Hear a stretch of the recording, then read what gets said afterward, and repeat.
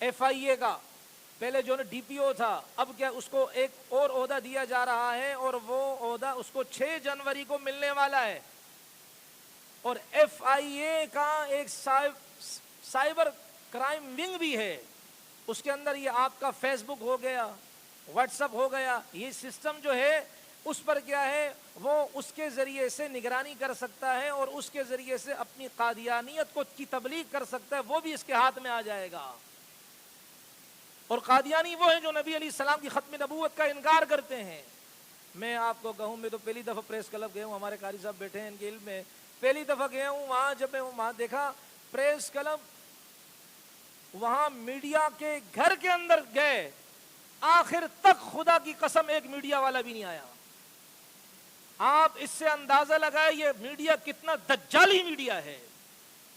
ایک فاحش سسٹم، اور وہاں اگر کیا ہے کوئی پروگرام ہو، میڈیا اتنا آئے گا کہ مکھی کے اڑنے کی جگہ نہیں ہوگی، اتنے ان کے ڈرون کیمرے ہوں گے.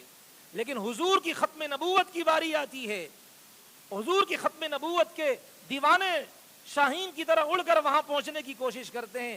ان کے جائز مطالبات کو بھی جو قانون کے دائرے میں رہ کر ہیں، اس مطالبات کو بھی پہنچانے کے لیے میڈیا اپنا کردار ادا نہیں کرتا. آپ خود سوچ لیں یہ میڈیا کس کے ہاتھ میں ہے. یہ موجودہ حکومت کتنی قادیانی نواز بن چکی ہے، کتنے ان کے تلوے چاٹنے والے موجود ہیں اور بن چکے ہیں. میں آپ کو ایک اور بات عرض کروں، ہمارے کالج یونیورسٹی کے طلباء اور اسکول کے طلباء، آپ اپنی آنکھوں کو کھولیں. یہ جو میں اگلی بات عرض کرنے لگا، اس حکومت میں اتنا کچھ قادیانی نوازی ہو رہی ہے. میں اس کی ایک مثال آپ کو دوں.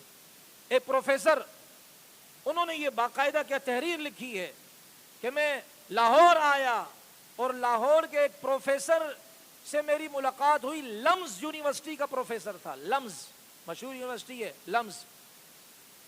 اور اس نے کہا کہ ہماری یونیورسٹی کے، اور یہ عام یونیورسٹی نہیں ہے، صرف وہاں کے بچے کا سالانہ جو لاگت خرچہ لگایا جاتا 30 لاکھ روپے ہے.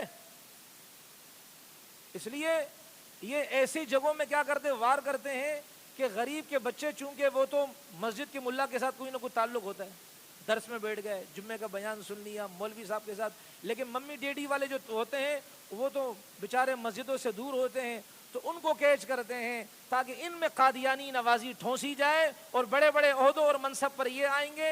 اس لیے کہ غریب بچے ہیں، ان کو تو آنے نہیں دیں گے، زیادہ سے زیادہ ایک لیول تک ان کو رکھیں گے، اس سے اوپر تو ان کو آنے کی اجازت نہیں ہے. اوپر والے تو کیا پیسے کھلا دیں گے، سارا کام کر دیں گے. تو غریب بچے کا تو کسی نہ کسی اعتبار سے علماء سے تعلق ہوتا ہے، ممی ڈیڈی والے کا بہت کم ہوتا ہے. اس لیے ایسے اداروں کے اندر حملہ کرتے ہیں، وہاں برین واشنگ ذہن سازی کرتے ہیں. کہتے ہیں کہ اس پروفیسر نے خود کہا جو وہاں کا تھا، میں نے، اور ہر جگہ الحمدللہ حضور کے ختم نبوت کے دیوانے ہیں، یہ دھرتی بانجھ نہیں ہوئی ہے. تو اس نے کہا کہ یہاں جو اچھا بڑا پروفیسر ہوتا ہے اس کے مہینے کی تنخواہ 5 سے 6 لاکھ روپے، 5 سے 6 لاکھ روپے اس کی تنخواہ ہے. اور وہاں یہ بتایا جاتا ہے جب یہ آسیہ ملعونہ نے، جس نے نبی علیہ السلام کی شان میں گالیاں دی تھیں اور اس کو قید کیا گیا تھا، اہل علاقہ نے باقاعدہ کہا کہ ہمارے سامنے دی، خود اس نے اقرار بھی کیا. پھر وہ چیف جسٹس جو آیا، اس لیے کہ اس کا آخری وقت تھا عہدے کا، اس نے یورپ میں، مغرب میں، یورپ میں اپنا گھر بسانا تھا، وہاں ان کے سائے میں رہنا تھا. ان کو خوش کرنے کے لیے نبی کی روح کو تڑپا کر اس نے کہا کہ بھائی اس کو کیا ہے، آزادی ہے، اس کو کیا کر دو، رخصت کر دو، کوئی کیس اس پر نہیں بنتا. تو اس وقت جب یہ مجمع نکلا باہر، مسلمان نکلے، الحمدللہ پاکستانی مسلمان نکلے باہر، تو کہتے ہیں کہ اس زمانے میں اس یونیورسٹی کے پروفیسر ہمارے اسٹوڈنٹ کو کہہ رہے تھے یہ دیکھو خواہ مخواہ یہ ختم نبوت اور ناموس رسالت کے نکلتے ہیں اور کیا ہے طیش میں آتے ہیں، انسانی حقوق کی پامالی ہوتی ہے.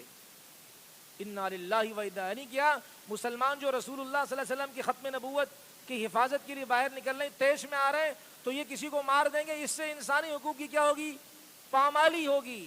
ارے تم غور تو کرو، وہ جو اقوام متحدہ کی جنرل اسمبلی ہے، 16 دسمبر 1966 کے اندر خود اقوام متحدہ کی جنرل اسمبلی میں ICCP اس کے اعتبار سے، PR اس کے اعتبار سے انہوں نے یہ باقاعدہ اپنے رکن ممالک کو یہ اس بات پر پابند کیا کہ جو مذہبی معاملہ ہے، جو جس مذہب پر عمل کر رہا ہے ان کے مذہبی مقدسات کو چھیڑنا نہیں چاہیے. اگر آپ کے ملک کے اندر کوئی کسی کی مذہبی شخصیت کو چھیڑے, آپ پر فرض ہے ایسے لوگوں پر گرفت رکھیں.